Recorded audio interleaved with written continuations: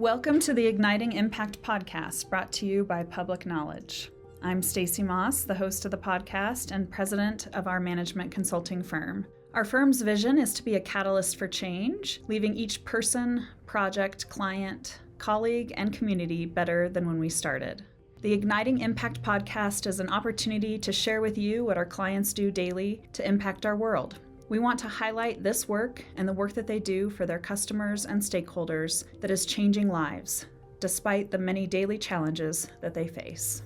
On today's episode, we have two guests with us, Lindsey Schilling and Alli Anderson. This is a very special episode for a couple different reasons. One, this is our first episode ever.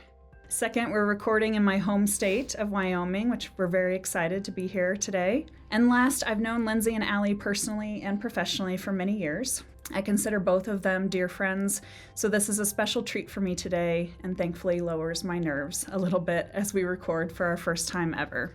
Let's start by getting to know them both a bit more. I'm hoping that you'll both tell us a bit about yourselves, what you do for work right now, how you got to that place, who you are outside of work, and what values that you live by.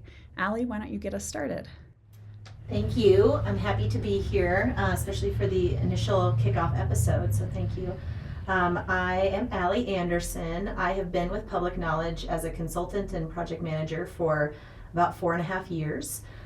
Prior to that, I worked for a marketing firm and then spent the majority of my career working with Prevent Child Abuse Wyoming, doing nonprofit work across the state of Wyoming, connected in with national entities with Prevent Child Abuse. I worked with Wyoming Child Death Review, the team here, and the national and regional teams across the country, and also did about 10 years of work with the State Advisory Council on Juvenile Justice in Wyoming. So I have a big passion for child welfare, juvenile justice, and all things health and human services.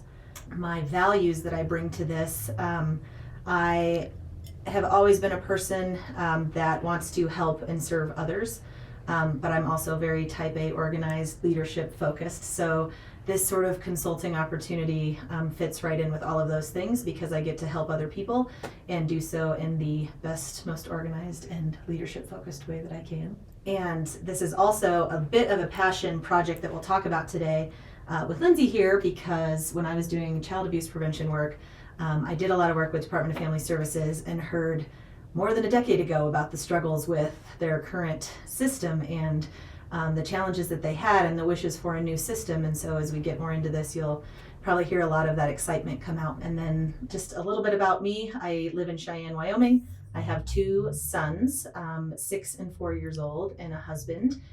We live north of Cheyenne on a little rural property that we hope to kind of develop out over the next few years into a little hobby farm of sorts. Lindsey, tell us a little bit about yourself. Hi, thank you for the invitation to come and share news about our project. I get going and get very excited, so that'll probably be evident throughout the conversation. So I'm the senior administrator for the social services division at DFS. So generally I report to our director and have oversight of all the program and operations side of our child welfare, adult protective services, juvenile justice programs across the state. That includes both a program and policy and grant management unit out of the state office, as well as the field operations in our 27 field offices across the state. So it's a big team. I've been with DFS since 2019. Before that, I worked at the Department of Health in their Medicaid office and had management and oversight of the provider operations. So coverage and reimbursement policy for Wyoming Medicaid, which interestingly intersected with DFS quite a lot. Yeah. With shared clients and shared populations. A little bit about me, and then I think that ties nicely into why I'm at DFS. Born and raised in Cheyenne, grew up here, Wyoming native. We left for a while, but came back. So returning to raise families and kids in the Wyoming ways. When we returned to Cheyenne, we were interested in foster care, did a lot of research. My husband went through and CASA certification and was a CASA advocate for a few years. We looked into the foster care program here in Cheyenne, became certified providers, ended up fostering a sibling set of 3. 6 years later, they're still with us. We adopted in 2019. So we have 7 kids total. So when this opportunity became available at DFS, it was this perfect combination of professional opportunity that intersects with my personal passion, which I think helps me bring even more maybe to the position and to the agency, and hopefully an opportunity to offer different perspectives, because I've seen the system from both sides. Yeah, I think that lived expertise that we talk about a lot at PK is what you bring into that position, that you see it through your kids' eyes and through your own eyes and your husband's experience too. Yeah, so Lindsey and I used to play an orchestra together in junior high. A long time ago. And we were talking before we started that I got the privilege of helping train her husband when he went through CASA training here. And it's just been kind of lovely to get to work with you when you came back to Cheyenne, because I also came back to Cheyenne after leaving, and it's been great to reconnect and work professionally. Okay, so let's start. Why don't you, Lindsey, just tell us a little bit about the project, the Wyoming CCWIS project that we're here to talk about today. Sure. So this project actually predates my time with the agency. Yeah. So I think it formally kicked off in 2016, but I think was an identified need way before that. Like 30 years before. Yes. And an interesting tidbit, my dad retired from the state about 11 years ago and actually maintained the current CCWIS system as his career with the state of Wyoming. So that tells you how old it is. Yeah. Going on about 40 years, Yeah. the current IT system. So I don't think it's any surprise that we struggle with functionality, struggle with operations. I've seen instances, and I think it's prevalent across the state, where we're actually having to change practice and change business operations to use the technology that we have. So lots of opportunity there, business process redesign. But the project kicked off in 2016 with a needs analysis. It became an issue of identifying what type of approach would be best for Wyoming, whether we were looking at custom build, modular products. Those conversations kicked off at a time when those same conversations were kicking off at a national level. Mm-hmm. So a lot of work under HHS to look at different ways of approaching IT versus these big custom built systems. So we did a lot of that at Medicaid, and then the conversation picked up a lot with DFS. You didn't get to leave it behind. Yes. No, it followed me. So we were fortunate enough, and really I say emphasizing fortunate enough, that in a period of time when revenues were down and funding was short across the state, there was still an investment made by our legislative branch, supported by our governor's office, to really invest in a new and modern IT system for child welfare, adult protective services, juvenile justice programs across the state. Yeah. So we went through a competitive procurement process, executed a contract with our vendor July 1 of last year, and we're 9 months in now. We've successfully completed our startup phase, well into our configuration and design, running forward toward a July 1 of 2024 implementation. Okay, great. And Alli, what's PK's role and what's the team's role on this project supporting DFS? Yeah, we have, I would say, with your involvement, Stacey, known about these conversations since the beginning. My involvement came in right in the middle of that needs assessment that we formally helped the agency with, to sort of say, what kind of system do you need? What kind of options are out there? What would that look like? That needs assessment then blended into a couple of other formal documents and processes. We did an alternatives analysis that really made the decision of what kind of system would be chosen.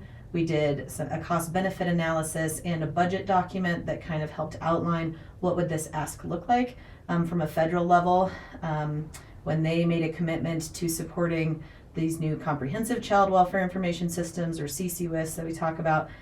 There's a 50% match opportunity from the feds.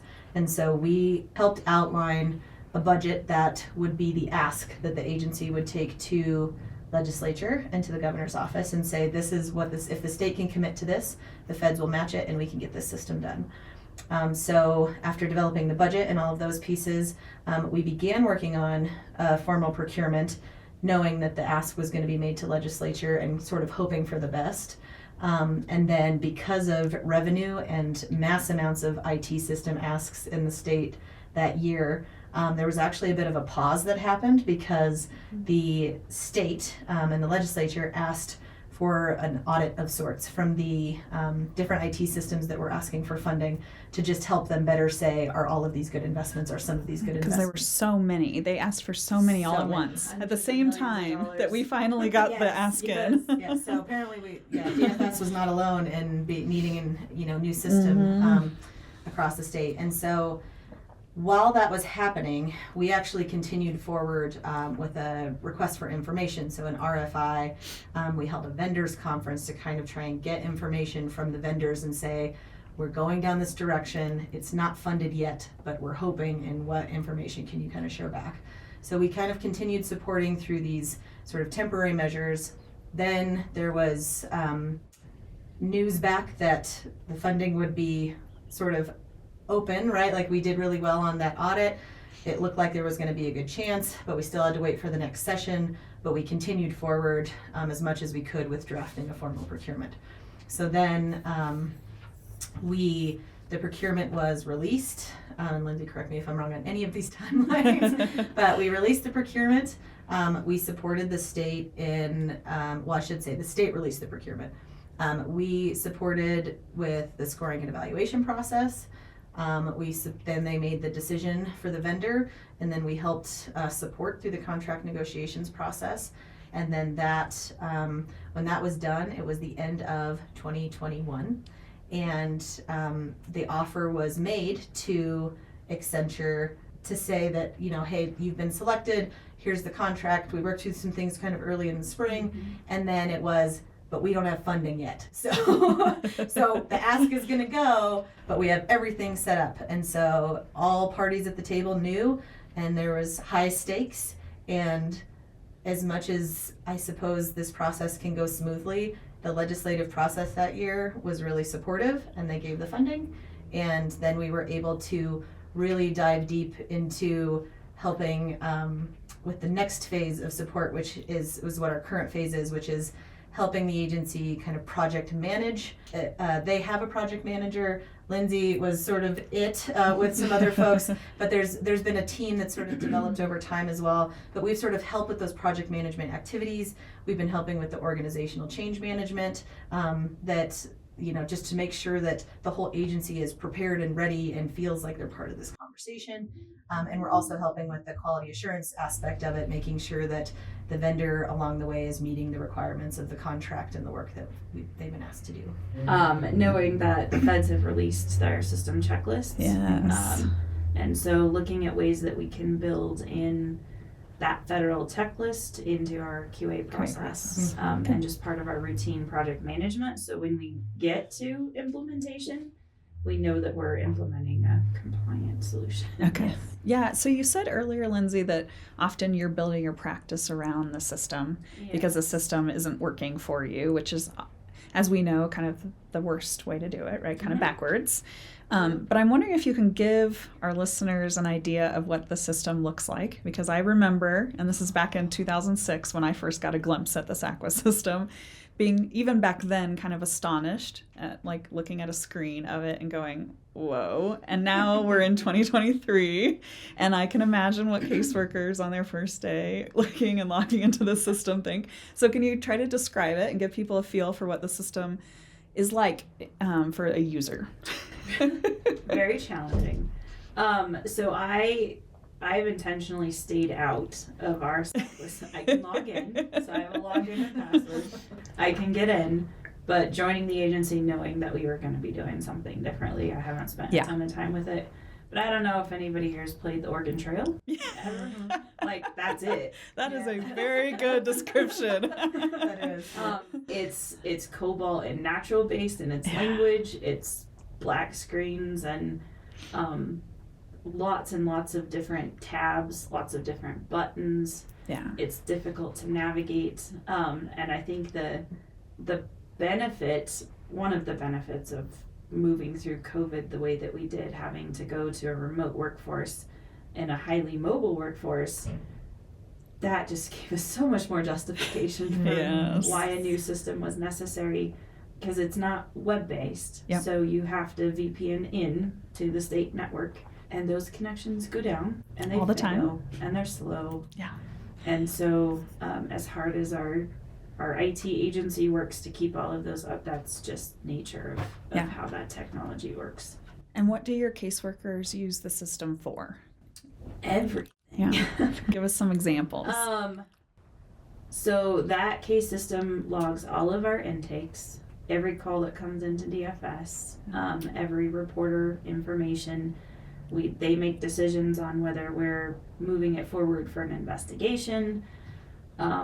All of the narrative, every meeting that's involved, every multidisciplinary team gathering, who said what, doctor's appointments, demographic information, everything is contained within that system. And in a lot of ways of duplicative of the 4-inch paper file that everybody has for each case as well. So a lot of challenges with system access, a lot of challenges with data entry, keeping data current, marking the 25 different checkboxes that you have to mark to be sure that data flows through the system correctly. It's definitely been challenging. What are some of the words that people use to describe the current CCWIS system? Old, antiquated, not user-friendly. Prone for error, duplicate data entry. Yeah. Difficult to navigate, too many tabs, too many hidden things that you have to remember to do. I know that we use a function within the system called alerts, but those occasionally error and we'll give somebody 145 alerts. Oh my God. For a case management system that literally houses the heart and soul of the agency and the work that we're doing. Yeah. You need some In a help. big way. Yeah. Okay. Yeah, and it's also, I think, one of the big factors from the federal side, but that feeds clear down to the frustration, is the use of data.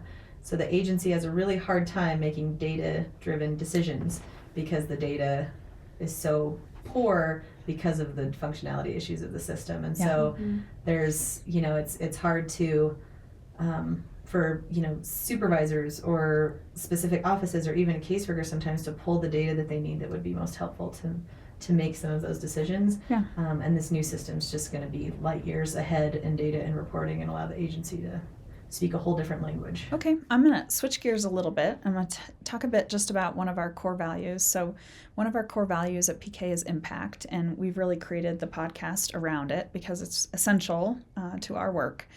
So for us, impact means that we approach every engagement with our energy focused on identifying the right goals, outcomes, and strategies, and that we each have a personal responsibility to make a positive impact on our projects and our world.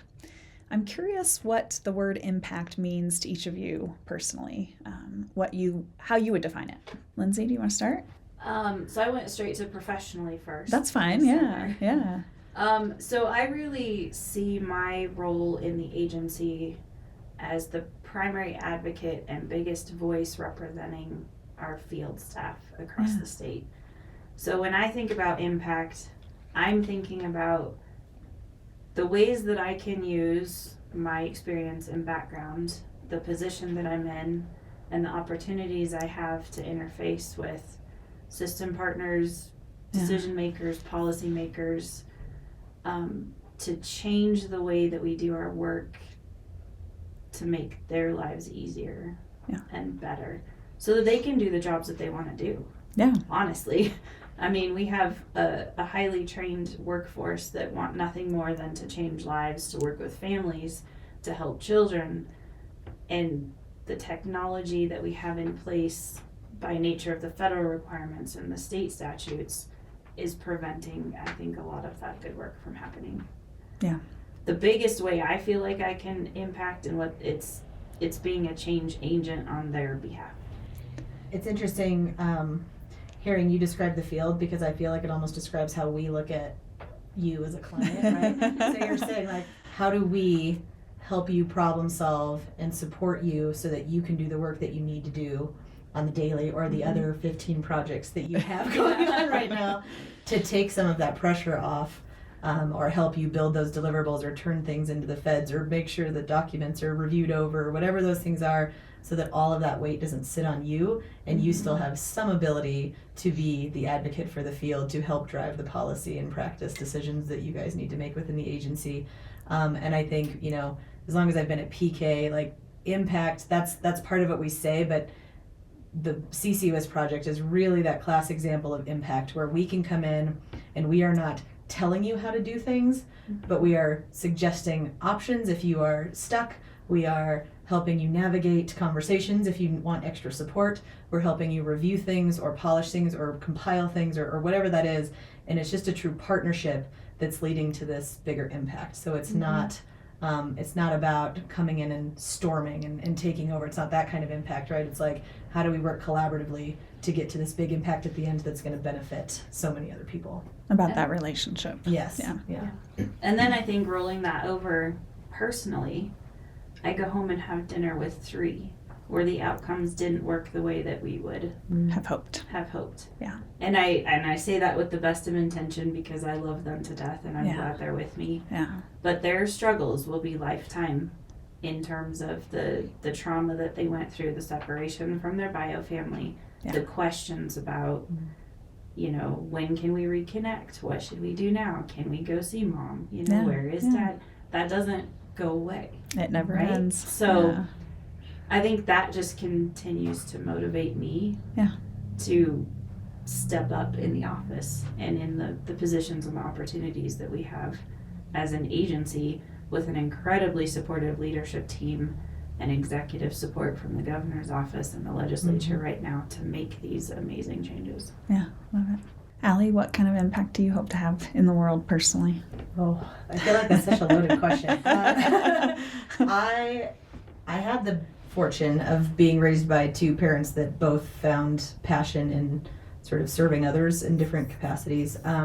My dad actually was the director of the Cathedral Home for Children, which is a psychiatric residential treatment center, for a number of years when I was very small. And I remember going on camping trips with these groups of kids, and I had no idea why these groups of kids were there, you know, but as you get older and you're like, oh, these kids, you know, have hard home lives or they need extra support or whatever, and kind of starting to connect the dots that the work that my dad did for so long was really a part of helping these kids sort of maintain, you know, the best life that they possibly could.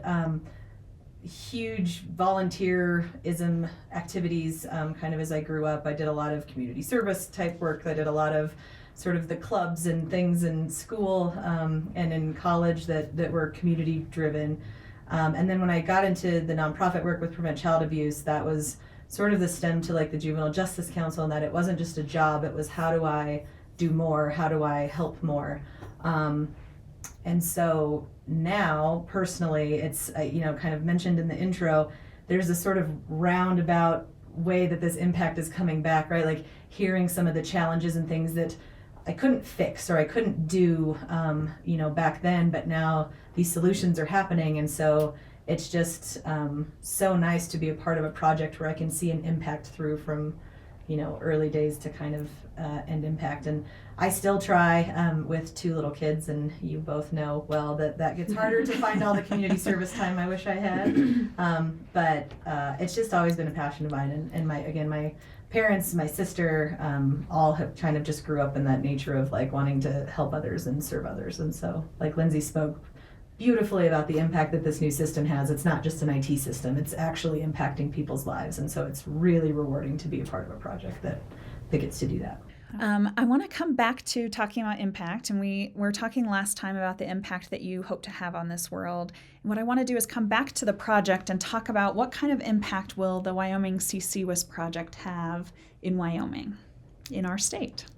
So I think I could talk a lot about the administrative benefits we hope it brings, the real-time data, knowing how many kids at any split second, giving supervisors and managers resources to manage their staffs and to look at operations better. But for me, I think the number one impact that I expect to see at the end of the day will be freeing up time and essentially doing the impossible, right? Adding more hours in the day Yeah. for our caseworkers to spend more time with our families, our vulnerable adults, our probation kiddos, our CHINS kiddos.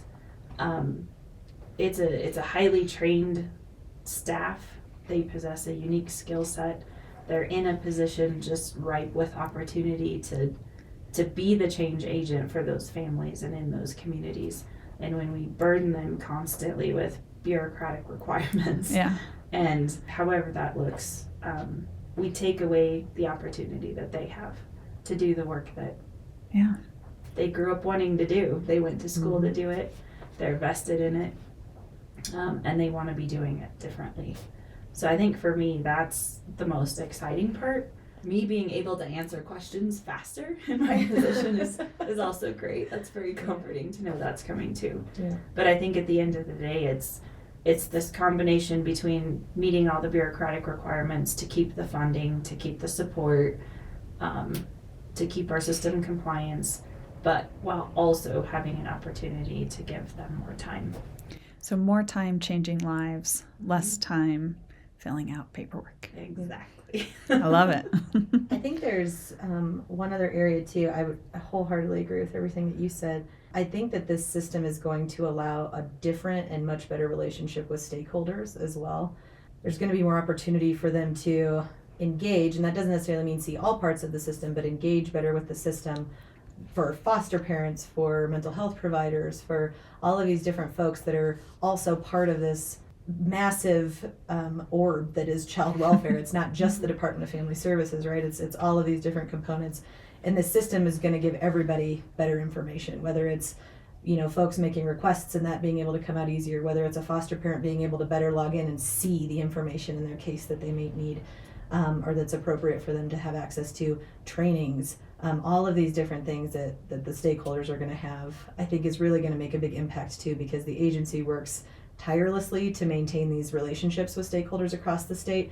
And while Wyoming has the advantage of, I'm going to be the cliche here and say it's the small town with really long streets, right? Like we have this community sort of vibe, but still there are these silos that exist. And so to have a system that can help stakeholders better communicate, information to be better shared between all these different groups is going to help break down the silos that have existed for a super long time too. What do you think is the impact for families that are involved in the system? So I'm hopeful that some of the new technology that we're bringing forward really gives them an opportunity to engage with DFS differently, more frequently, more transparently. There will be biological parent logins to the system. They will know what their safety plan is, have that available on a phone, on an iPad, on a laptop. They'll be able to have instant access to their caseworkers, to their foster care coordinators, to the foster parents themselves, because everybody will be connected through this conduit.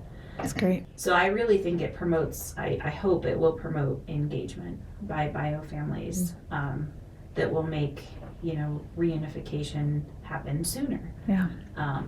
Break down those safety concerns sooner, and allow those kids to stay at home, vulnerable adults to stay at home. And maybe break down some communication barriers between bio families and foster parents too, Yes. It sounds like. Yeah, Yes. That'd be amazing. What are some of the words that you're hearing people use to describe the new system? Excited, Yes. hopeful, efficient, data-driven, web-based is a big one. I mean, safer. How's that? Eliminating data entry errors. Safer in the fact that, we can track where workers are. They'll have immediate access to Wi-Fi networks if they need to get in touch with somebody else. Mobile. So there's going to be mobile functionality that's going to be far exceeding what YCAPS can do now. There's some being cautious of it sounds almost too good to be true. We've heard that a lot. And so it's sort of like we're trying to balance the excitement, but also making sure we're trying to be realistic when we communicate with everybody about, like, there's going to be bumps, there's going to be slow points, there's going to be things, but a lot of people feel like it's too good to be true because it's been such a long time coming. Well, reliable takes us on to our next topic. So each quarter, the podcast is going to have a different theme, and reliability is our first quarter's theme.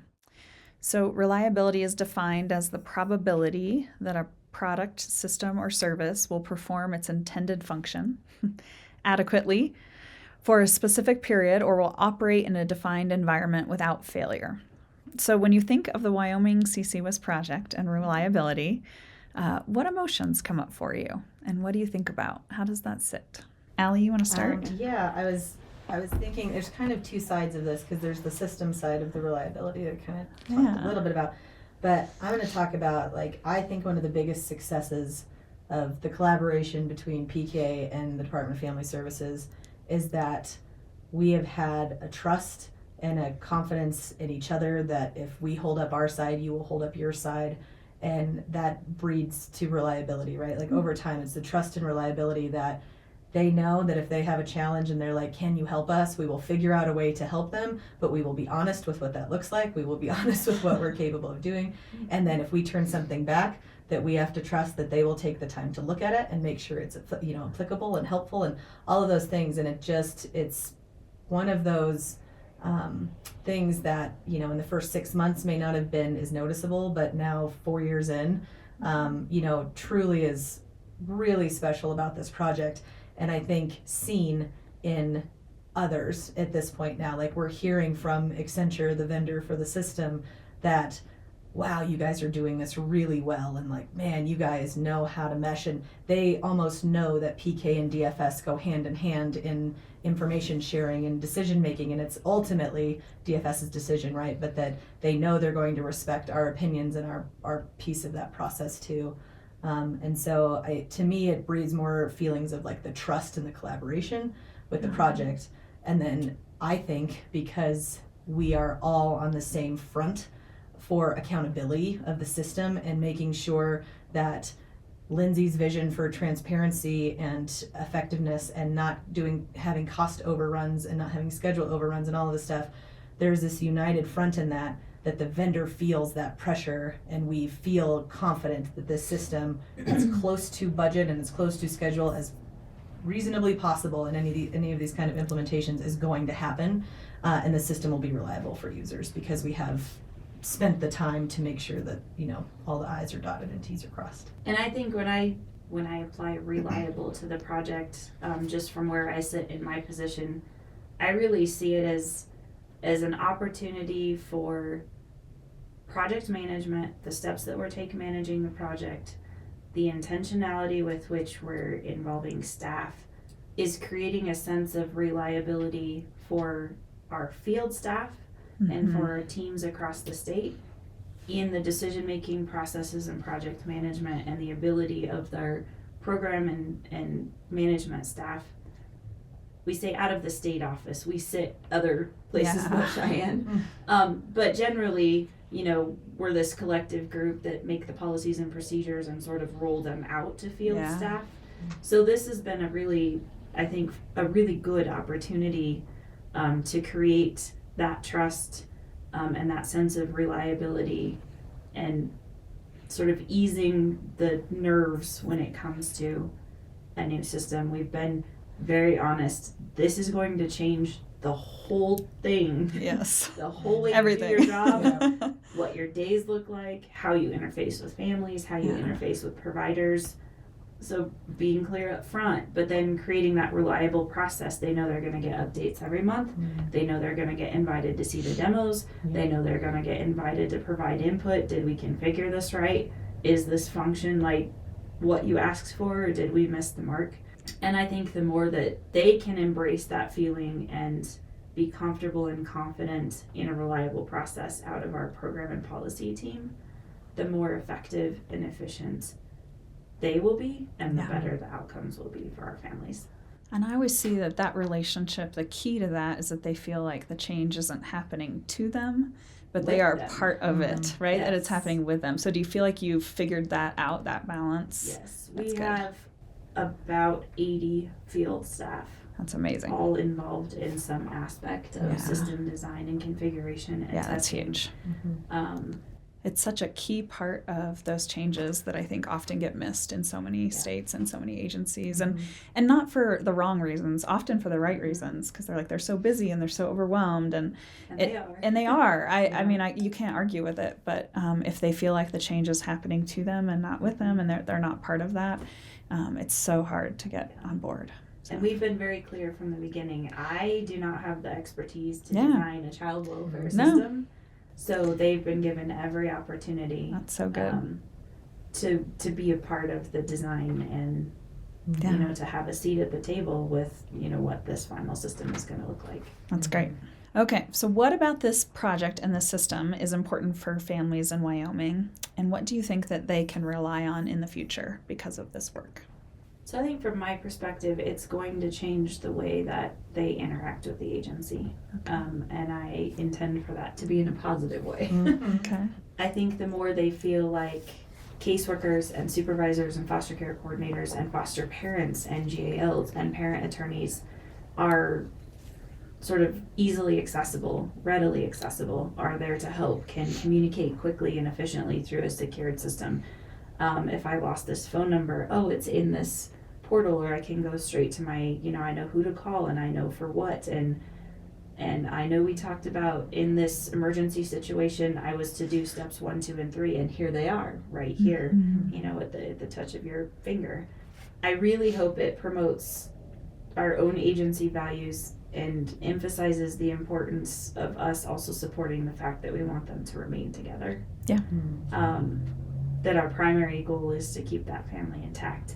And then we've had a lot of conversation on making it easier then through this new system to look at eligibility for TANF, for food stamps, for child care assistance. Yeah. Is there a way of automating, as soon as a child comes into custody, can we make a categorical eligibility decision that, child care assistants can step in and help foster parents and help bio parents? Or do we know that, hey, we can prevent this removal if we help parents with childcare? Yeah. So we'd much rather do that, than go through the court process. So I really think it's going to give everybody sort of like this through a window view of everything that happens at DFS, everything that goes on behind the scenes, to help support them in every way that we can. So I know, and this might be old information because I haven't worked in the system here in a long time, but I know that before when they were trying to do like laptops and stuff and pads in the field, there were issues with connectivity for both families and for workers. How have you guys worked on reliable internet? So there's a couple different options because we know that internet because it's Wyoming, the wild west. So part of what we asked a system vendor to come in and do for us is develop offline functionality. Okay. So internet access is not going to be required for the caseworkers to continue doing their jobs. They can put in system notes, they can update things, and then when they connect, it's not going to lose it. Right. Okay. So on the local devices, there'll be a smaller subset of system functionality, but you can do an investigation, you can do an intake, you can voice to text, narratives, meetings with families, meetings with other stakeholders. Then as soon as you get back into range, it automatically reconnects that back to the central database. And will store all of that information. We've also had, and I understand it completely, not everybody's comfortable with technology. So sitting with a family and developing a safety plan with a laptop or with an iPad might not be the best way to engage with that particular family. So looking at functionality, leveraging artificial intelligence wherever we can, but functionality that will allow caseworkers to do a handwritten safety plan, to leave a copy with the family, to take a picture of it, put the case number on it, and it automatically connects in. And the software application will actually transcribe all of that handwritten language into specific fields in the case management system. Okay. So they don't even have to duplicate data entry. It's just snap a photo and it uploads. That's great. And there's potential in the future to have that be in multiple languages. So it would break down language barriers with families as well. That if, they were doing a voice to text and there was some language barriers, they could go back and ensure that translation was done effectively instead of a caseworker maybe struggling through that. Thank you, Lindsey, and thank you, Alli. I'm loving getting to know you both a little bit more, talking about this project and your values, and exploring the impact of the CCWIS project on Wyoming and our families. That's all the time that we have today.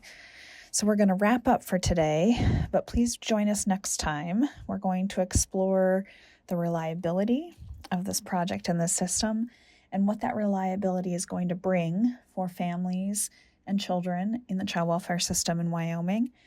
We're also going to talk a little bit more about impact and talk about progress, right? What are some lessons learned and the progress that we can bring from this project and other projects that you two have worked on, and how we can bring that forward and build impact upon impact to eventually build a better world around us. And then we're going to have a closeout to our session and our time together that'll be a little bit fun. Have a quick round of conversations around our other two core values of inclusion and teamwork, and get some great advice from the two of you to share with our listeners. So thanks again for joining and listening today. And for our audience, I hope that you'll join us back with our part 2 of this episode to hear more from Lindsey and Alli about the Wyoming CCWIS project and talk more about the impact of this project on Wyoming and some lessons learned that you might be able to use in your projects moving forward.